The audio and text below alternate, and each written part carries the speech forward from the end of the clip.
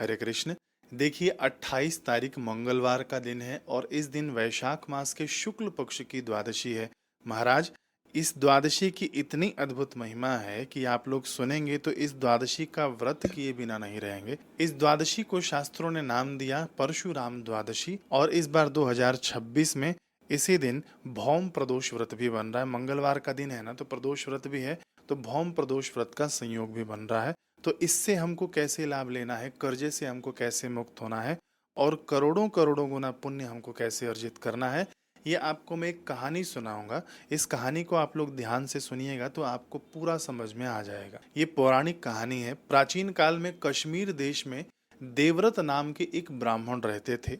उनकी एक सुंदर कन्या थी, उसका नाम था मालिनी। देवव्रत जी ने अपनी बेटी मालिनी का विवाह एक सत्यशील नाम के बुद्धिमान और श्रेष्ठ ब्राह्मण से कर दिया। मालिनी रूप और यौवन से संपन्न थी, फिर भी वह अपने पति को प्रिय नहीं लगती थी, यानी उसके पति उसको पसंद नहीं करते थे।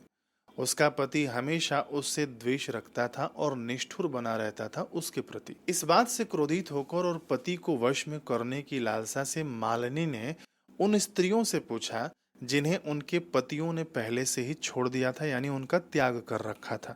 ऐसे स्त्रियों की तो उसकी संगति थी मालिनी की। तो उन स्त्रियों ने पूछने पर कहा कि तुम्हारा पति तुम्हारे वश में हो सकता है, बिल्कुल वश में हो सकता है। हम भी देखो पति द्वारा त्यागी गई हैं और अपमानित हुई हैं, लेकिन इसका तोड़ हमने निकाल रखा है। तुम विश्वास रखो, हम तुमको उपाय बता देंगे। उन स्त्रियों ने बताया कि एक योगिनी यहाँ पर रहती है, तुम उस योगिनी के पास चले जाओ। वह योगिनी तुमको वशीकरण मंत्र देगी, जिससे तुम्हारा पति उस मंत्र के माध्यम से वश हो जाएगा। मालिनी ने वैसे ही किया और वह योगिनी के मंदिर में पहुंच गई। मालिनी ने योगिनी से प्रार्थना किया और योगिनी ने प्रसन्न होकर उसको वशीकरण मंत्र सिखा दिया। तब मालिनी ने प्रणाम किया उस योगिनी को और अपने जो हाथ में अंगूठी पहन रखी थी वह अंगूठी निकालकर उसके चरणों में चढ़ा दिया। अब उस योगिनी ने देखा कि इतनी महंगी अंगूठी, सोने की अंगूठी, ऊपर से खूब रत्नों से जड़ी हुई है यह, तो वह योगिनी और ज्यादा प्रसन्न हो गई और उसने कहा कि मैं तुझ पर खूब प्रसन्न हूँ। तेरा पति तेरे को दुख देता है ना, ये ले। एक ताबीज दिया उसको, मंत्रित ताबीज दिया और एक चूर्ण दिया।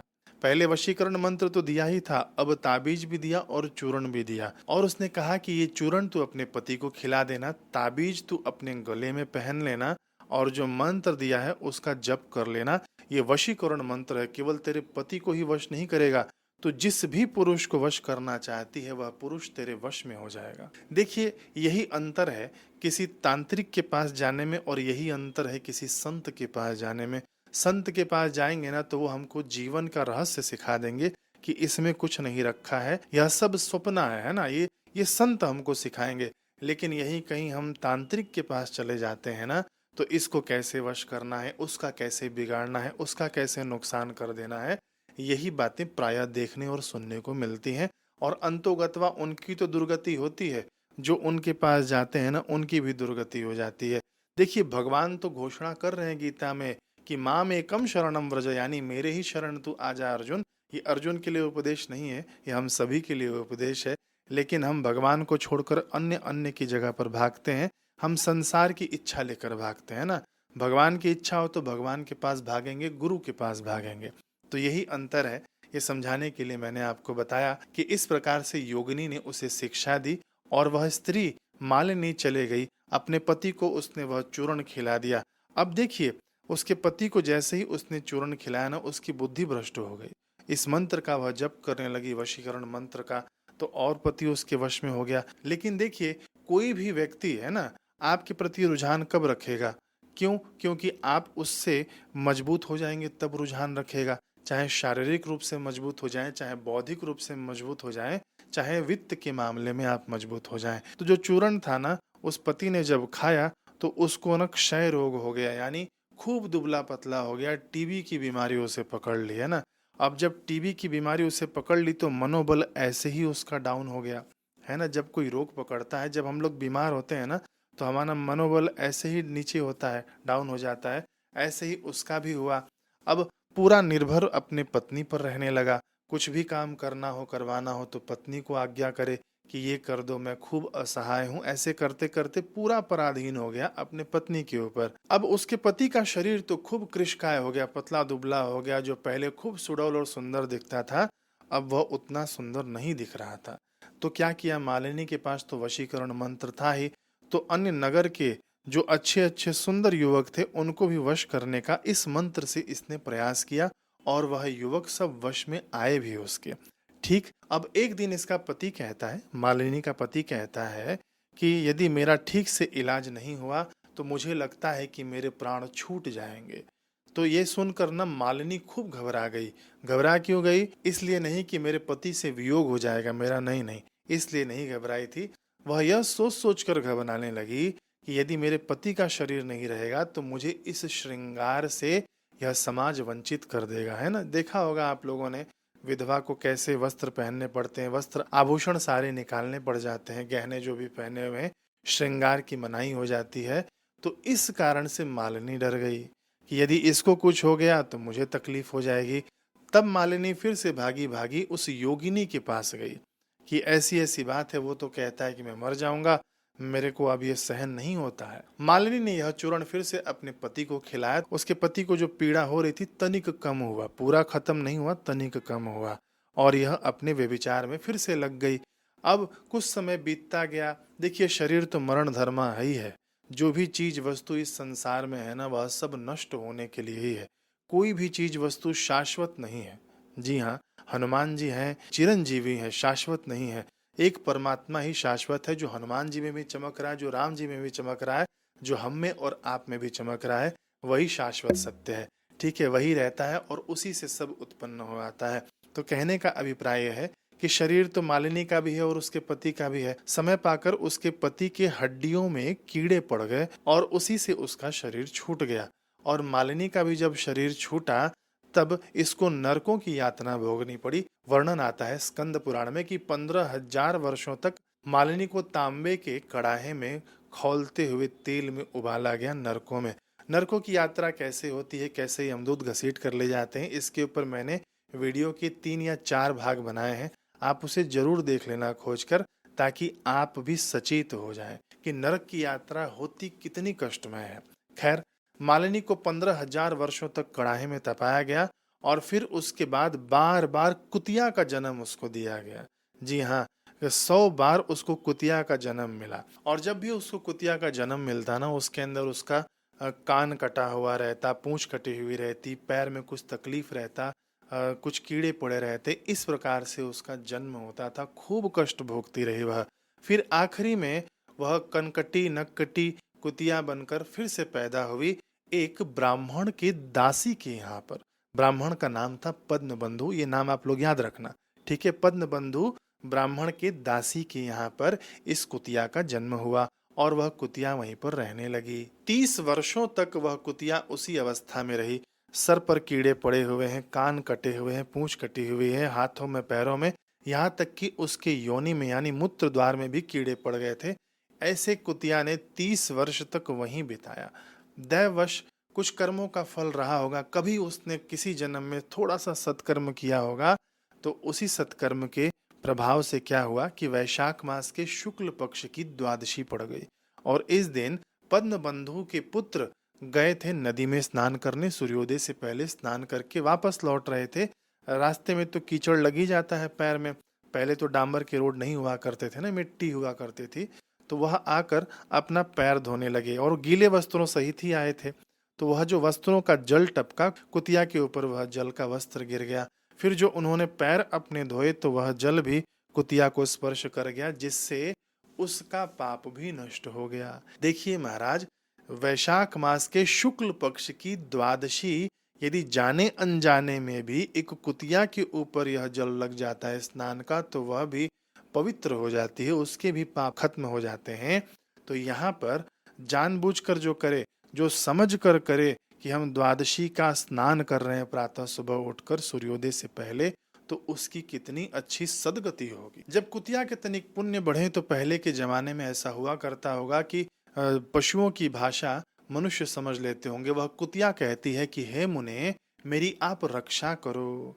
और उसने अपने पूर्व जन्म की सारी बात सुना दी। किसको सुना दी? पद्म बंधु के पुत्र को सुना दी। ठीक है। और आगे कुतिया कहने लगी कि यदि आज आप मेरे सामने दृष्टि पड़ने पर भी मेरा उद्धार नहीं करेंगे तो मैं फिर से उसी घृणित और यातना से भरी योनि में पड़ूंगी, यानी फिर से मेरा जन्म कुत्ते का ही होगा अगले जन्म में। इसलिए हे ब्राह्मण देवता, हे संत पुरुष, आप मेरा उद्धार करिए। कैसे उद्धार कर सकते हैं आप? कि आपने जो इस द्वादशी का, वैशाख मास के शुक्ल पक्ष की द्वादशी का व्रत उपवास किया है, जो दान पुण्य किया है, सुबह जाकर स्नान किया है, उसका आप व्रत का जो पुण्य है मुझे अर्पित कर दीजिए। उस पुण्य के प्रभाव से ही मेरे इस योनि से मुक्ति मुझे मिलेगी। ऐसे कुतिया ने प्रार्थना किया। उसने खूब सारा संवाद कहा है, शास्त्रों में खूब सारा वर्णन है, मैं आपको छोटे से में बता रहा हूँ। तब पद्म बंधु जी के पुत्र ने कहा तिरस्कार करते हुए कि जा कुतिया, मैं तुझे दूंगा अपना पुण्य, तो वह पुण्य भी नष्ट हो जाएगा, क्योंकि गटर में डाला हुआ खीर खाने योग्य नहीं रहता। तू नाली है, ऐसे गटर शब्द का उपयोग नहीं हुआ है, मैंने आपको समझाने के लिए बताया कि तू नाली है, नाली में डाला हुआ कोई भी अच्छा व्यंजन शुद्ध नहीं रहता खाने के लिए, इसीलिए मैं तुझे अपना पुण्य नहीं देने वाला, यहाँ से चली जा। अब इतना सुनकर वह कुतिया और जोर जोर से चिल्लाने लगी, क्रंदन करने लगी कि मैं आपके द्वार की जूठी रोटी खाकर बड़ी हुई हूँ, मेरा जन्म भी आपके द्वार पर ही हुआ है। यदि हे ब्राह्मण देवता आप मेरा उद्धार नहीं करेंगे तो और कौन करेगा? और यह शास्त्र तो कहते हैं कि अपने दरवाजे पर बैठे हुए पशु पक्षियों के उद्धार का भी हमको सोचना चाहिए।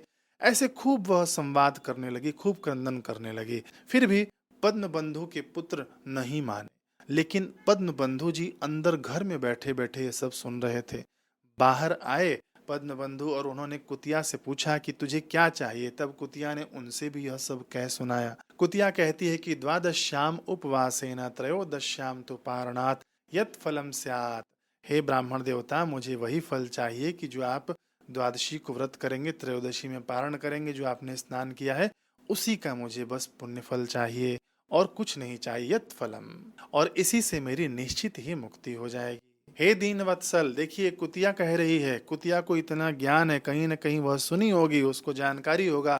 कुतिया कह रही है कि हे दीन वत्सल, हजारों ब्रह्म हत्या या हजारों गौ हत्या, ध्यान दीजिएगा, हजारों ब्रह्म हत्या, हजारों गौ हत्या और करोड़ों अगम्य पापों को यह शुभ तिथि, ये द्वादशी वाली वैशाख मास के शुक्ल पक्ष की द्वादशी, यह शुभ तिथि भस्म कर देती है। हे महामुनि, उस दिन किया गया अपना महान पुण्य मुझे देकर मुझे घबराई हुई और दीन का उद्धार करें।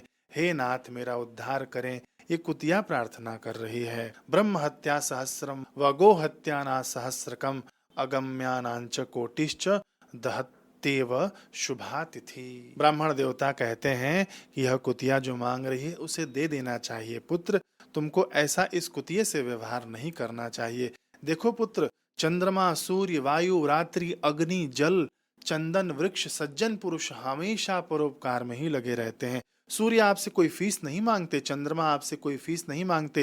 ये जो वायु बह रहा है, जो ऑक्सीजन हम लोग ले रहे हैं, ये वायु देवता ये नहीं सोचते कि मैं केवल पुण्यवान को ही ऑक्सीजन दूंगा, पापी को नहीं दूंगा, है ना। रात्रि कभी नहीं सोचती कि मैं शीतलता प्रदान करूंगी केवल पुण्यवान को, पापियों को नहीं। अग्नि ये कभी नहीं सोचता कि मैं खाना बनाने के काम आऊंगा अपने पुण्यवान लोगों के लिए, पापियों के लिए मैं खाना बनाने के काम नहीं आऊंगा। ऐसे ही जो प्रकृति है ना, यह किसी में भेदभाव नहीं करती। तो हे पुत्र, तुम क्यों भेदभाव कर रहे हो कि ये पापिनी है, इसको पुण्य में नहीं दे सकता। देखो पुत्र, महर्षि दधीची ने दैत्यों को अत्यंत बलवान जानकर देवताओं के उपकार के लिए कृपा करके अपनी हड्डियों का दान तक कर दिया था। प्राचीन काल में राजा शिवी ने एक कबूतर की रक्षा के लिए अपने शरीर का मांस नोचकर बाज को देने के लिए तैयार हो गए थे। पृथ्वी पर जिमूत वाहन नाम के राजा हो गए, जिन्होंने महात्मा गरुड़ को एक नाग की रक्षा के लिए अपना जीवन प्रदान कर दिया। और बादल क्या केवल पवित्र स्थानों में ही वर्षा करते हैं? क्या वे कीचड़ में वर्षा नहीं करते? क्या वे दलदल में वर्षा नहीं करते? क्या चंद्रमा चांडाल के घर में ही अपना प्रकाश देता है? नहीं ना। इसलिए बार बार याचना करने वाली इस कुतिया का तुम भले ही मत परोपकार करो, लेकिन मैं परोपकार करूंगा, मैं इसका उद्धार करूंगा। जो ये मांग रही है, जो ये कह रही है, मैं इसे प्रदान करूंगा। तब पद्म बंधु ब्राह्मण कहते हैं कि दत्तम दत्तम महापुण्यम द्वादशी न संभवम शुनि गच्छ हरेर्धाम निर्धूता अखिल कल्मषा दत्तम दत्तम महापुण्यम। जा, मैंने दिया दिया, तुझे पुण्य दिया, अब जा। शुनि शुनि गच्छ, हे कुतिया तू जा अब हरिर धाम, अब तू जा वैकुंठ धाम में चले जा। तो इस व्रत की महिमा इतनी विशाल है। तो इस प्रकार से कुतिया का देह उससे छूटा और उस कुतिया का उद्धार हुआ और वह वैकुंठ लोक में गई। फिर जब नर नारायण तपस्या करने आते हैं तो अपने अंश से, है ना, एक उर्वशी अप्सरा का निर्माण कर देते हैं, जो यह कुतिया का ही जीव था। तो ये कुतिया का जीव ऐसी सुंदर अप्सरा बनी, उर्वशी नाम रखा गया। उर्वशी यानी उसको देखते ही मन में बस जाने वाली अप्सरा। बड़ी ही सुंदर अप्सरा थी कि एक बार जो देख लेना कभी भूल नहीं पाए, इसीलिए उर्वशी, उर मन को कहते हैं, वह मन में ही बस जाती थी, इतनी सुंदर वह बनी। तो कहने का अभिप्राय यह है कि आप अप्सरा बनने के लिए इसका व्रत उपवास नहीं करना। कहने का अभिप्राय यह है कि हम भगवान की प्रीति के लिए अथवा तो हम अपने पुण्यों की अभिवृद्धि के लिए, है ना, ताकि हमारा भविष्य सुरक्षित हो, सुनिश्चित हो। ऐसा नहीं कि पैसे कमा लिए तो उससे भविष्य सुनिश्चित नहीं होता, है ना। राजा जड़ भरत, ये इनको भी हिरण की योनि में जन्म लेना पड़ता है, अथवा तो कई राजा ऐसे, कई ऐसे इंद्र हो गए जिनको कीड़े बनकर भी भटकना पड़ता है। तो महाराज अपना सत्कर्म, अपना पुण्य कर्म हम ऐसा रखें कि हमारा भविष्य सुदृढ़ हो जाए। तो ये जो शुक्ल पक्ष की द्वादशी है वैशाख मास की, इसके लिए शास्त्र कह रहे हैं कि कोटिंदु सूर्य ग्रहणाधिकास समस्त रूपाधिक पुण्य रूपा यज्ञ समस्तैर। यह तिथि करोड़ों सूर्य ग्रहण, करोड़ों चंद्र ग्रहण, एक चंद्र ग्रहण, एक सूर्य ग्रहण नहीं, करोड़ों सूर्य ग्रहण, करोड़ों चंद्र ग्रहण से भी अधिक फलदायी है, संपूर्ण रूपों से अधिक पुण्यमयी है और समस्त यज्ञों से बढ़कर है। महाराज, वैशाख मास के शुक्ल पक्ष की द्वादशी तिथि सभी पुण्य तिथियों में उत्तम और संपूर्ण पापों की राशि को नष्ट करने वाली मानी गई है। ठीक है, आगे यह भी वर्णन आता है कि सूर्य और चंद्र ग्रहण के समय गंगा जी में 1000 गायों का दान करने से जो फल मिलता है, ठीक है, चंद्र ग्रहण लगा हो, सूर्य ग्रहण लगा हो और उस समय आप गंगा जी के किनारे खड़े होकर 1000 गाय दान करें किसी को, तो जो आपको फल मिलता है वही फल द्वादशी के प्रातः काल स्नान करने मात्र से मिल जाता है। कौन सी द्वादशी? यही वाली द्वादशी। कब आ रही है? 28 अप्रैल 2026 को आ रही है। तो इस दिन सुबह उठकर स्नान करने के लिए मत भूलना। यही महिमा एकादशी की भी है, मैंने मेंबर वाले वीडियो में बताया है और ये अपलोड हो गया होगा अथवा तो अपलोड हो जाएगा। यही महिमा एकादशी के दिन सुबह स्नान करने की है और यही महिमा द्वादशी के दिन सुबह स्नान करने की है। ठीक है, फिर बाकी आखिरी 3 दिन तो स्नान करते ही हैं पूरे महीने का फल प्राप्त करने के लिए। तो यहाँ पर 5 दिन का स्नान हो गया, एकादशी, द्वादशी, त्रयोदशी, चतुर्दशी और पूर्णिमा। ये सुबह आप उठकर सुबह सुबह स्नान कर लेना। जाएगा कुछ नहीं आपका, लेकिन मिलेगा बहुत कुछ। वह मूर्ख ही है जो मनुष्य जन्म पाकर इन शुभ तिथियों का लाभ नहीं ले पाता। अब आखिरी बात जो मुझे स्मरण में आ रही है, ये स्कंद पुराण में ही आपको मिल जाएगा कि इस शुक्ल द्वादशी के दिन जो व्यक्ति अन्न दान करता है ना, है ना, तो उसको एक एक दाने में करोड़ों करोड़ों ब्राह्मणों को भोजन कराने का पुण्य मिल जाता है। महाराज, आपने एक मुट्ठी अन्न दान किया है ना, ये पूरा आप एक अंजलि अन्न दान करते हैं, चाहे पका अन्न करिए चाहे कच्चा अन्न करिए, ठीक है, दोनों ही चल जाएगा। तो जितना आपने अन्न के दाने किए हैं दान ना, एक एक दाना कितना पुण्य देगा? एक दाना आपको करोड़ों ब्राह्मणों को भोजन कराने का पुण्य प्रदान कर देगा। आज के ज़माने में, महंगाई के ज़माने में, 1 ब्राह्मण, 10 ब्राह्मण, 20 ब्राह्मण, 100 ब्राह्मण, ये कहाँ खिला सकते हैं लोग, है ना। लेकिन जो यहाँ पर शास्त्र कह रहे हैं उतना तो हम लोग पालन कर ही सकते हैं। तो जितना आप अनाज दान करेंगे इस दिन, वह एक दाना, एक एक दाना करोड़ों ब्राह्मणों को खिलाने का पुण्य प्रदान कर देगा। तो इसका भी आप लोग जरूर लाभ लेना। वीडियो में बहुत सारी चीज़ें बताई गई हैं, इसको आप ध्यान से फिर से सुनना चाहें तो दोबारा सुन लेना, ताकि ये आपको पक्का हो जाए। आगे एक और चीज़ मेरे ध्यान में आ गई। देखिए, कई बार ना कुछ चीज़ें छूट जाती है, अब ध्यान में आ गई तो ये भी सुन लीजिए कि जो मनुष्य वैशाख शुक्ल द्वादशी को यमराज को, पितरों को, गुरुओं को, देवताओं को भगवान विष्णु के निमित्त जल से भरा हुआ घड़ा, दक्षिणा और दही अन्न का दान करता है, उसका पुण्य फल सुनो। जो प्रयाग में आप न करोड़ों लोगों को भोजन कराते हैं और 1 वर्ष तक लगातार भोजन कराते हैं, तो जो पुण्य फल आपको मिलेगा वह इस दिन इस चीज वस्तु का दान करने से मिल जाएगा। किस चीज वस्तु का? जल दान करने से। दही और कुछ अनाज जैसे दही चिवड़ा हो गया, दही चावल हो गया, ये दान करने मात्र से इस दिन की बात कर रहा हूँ, द्वादशी वाले दिन की बात हो रही है। तो देखिए पितरों को जल दान कैसे करें, यमराज को जल तर्पण कैसे करें, तो तर्पण की विधि मैंने बता रखी है ना। यम तर्पण बाय योगीराज मनोज आप सर्च करना, छोटा सा वीडियो मिल जाएगा 10 मिनट का। आप एकादशी द्वादशी से लेकर पूर्णिमा तक आप ये तर्पण जरूर कर लेना, आपको बहुत लाभ होने वाला है इससे। तो पितरों को जल हमने तर्पण के माध्यम से दे दिया, और आप दक्षिण दिशा में एक ना ऐसा कटोरी हो अथवा तो मिट्टी का कुछ बर्तन हो, उसमें जल भर कर रख देना दक्षिण दिशा में, है ना। यदि पीपल हो तो पीपल के नीचे रख सकते हैं आप लोग। तो इससे क्या है, पीपल के पास पितरों को, देवताओं को और भगवान को भी एक साथ जल अर्पित हो जाता है। उस जल का जब ना जीव जंतु पान करेंगे तो वह भी आपको पुण्यदायक होगा। गर्मियों का समय चल रहा है, और ऐसा घड़ा मत लेना, ऐसा मटका मत लेना कि कोई जीव जंतु उसके अंदर जाकर फंस जाए, है ना। चौड़े मुंह वाला आपको बर्तन लेना है। घड़ा या मटका कहा गया है तो सकड़े मुंह का मटका लेते हैं ना, तो जानवर उसके अंदर गिरकर मर जाते हैं, ऐसे नहीं करना चाहिए, ठीक है ना। चौड़े मुंह का बर्तन लेकर वहां पर रखना चाहिए। और इसका भी आग्रह मत रखना कि हमको मिट्टी के ही घड़े का रखना है, ऐसा नहीं है। आप किसी भी धातु का, आज के ज़माना बदल चुका है ना, कौन आजकल घड़ा बनाता है।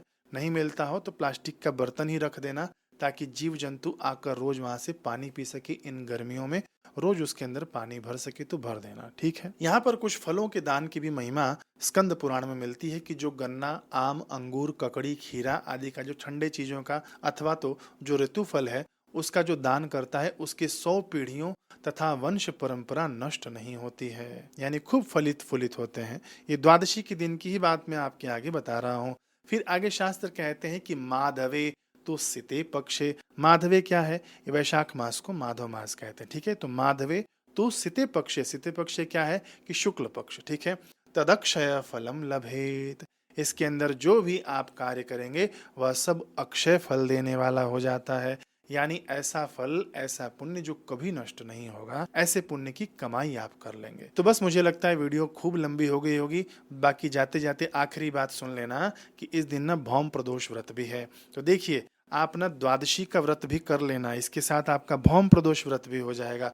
महाराज हमारा तो एकादशी का भी व्रत रहेगा, ऐसी शंका आ सकती है। तो जी हाँ, एकादशी को तनिक युक्त आहार विहार कर लेना, फल आदि ले लेना, दूध पर रह लेना, है ना।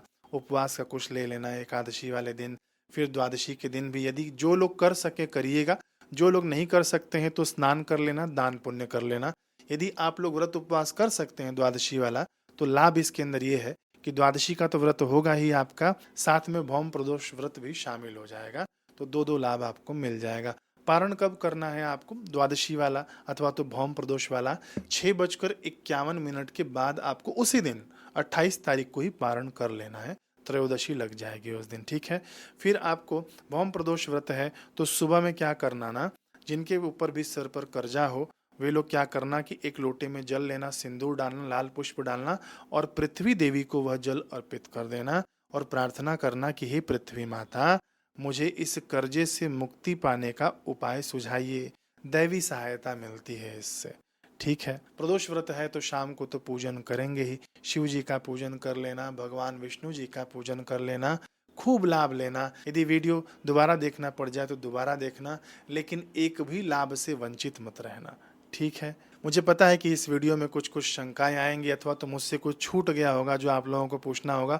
कमेंट में तो आप लोग पूछिए ही, बाकी मैं स्क्रीन पर आपको नंबर दे रहा हूँ, ये निशुल्क है, आप लोग इस पर फ़ोन कर कर पूछ सकते हैं। ये बिल्कुल निशुल्क है, लेकिन हाँ इधर उधर की बातें नहीं पूछनी चाहिए। इसी वीडियो से संबंधित आप लोग बातें पूछना उनसे, ठीक है। हमारे ही सहयोगी हैं, वो उठाएंगे और आपसे बात करेंगे, जो भी आपकी शंका हो उसका समाधान करेंगे, ठीक है। नंबर आप लोग नोट कर लेना। ये वीडियो औरों तक भी पहुँचाना ताकि सभी को लाभ मिले। मिलते हैं हम लोग अगले वीडियो में। हरे कृष्ण।